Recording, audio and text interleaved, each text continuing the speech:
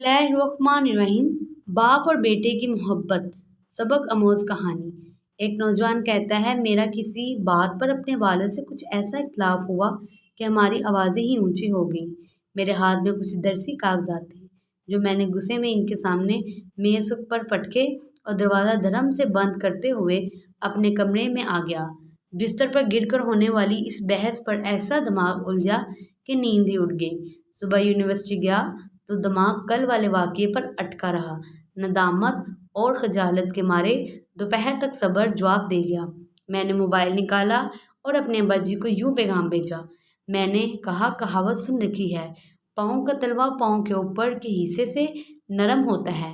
घर आ रहा हूँ, कदम बोसी करने दीजिएगा ताकि कहावत की तस्दीक हो सके। मैं जब घर पहुंचा तो अब्बा जी सहन में खड़े मेरा ही इंतज़ार कर रहे हैं। अपनी नमनाक आंखों से मुझे गले से लगाया और कहा, कदमबोसी की तो मैं इजाज़त नहीं देता, ताहम कहावत बिल्कुल सच्ची है, क्योंकि जब तुम छोटे से थे तो मैं खुद जब तेरे पाँव चुमा करता था तो मुझे पाँव के तले ऊपर वाले हिस्से से ज़्यादा नरम लगा करते थे। ये सुनकर रोने की अब मेरी बारी थी। Please subscribe my channel.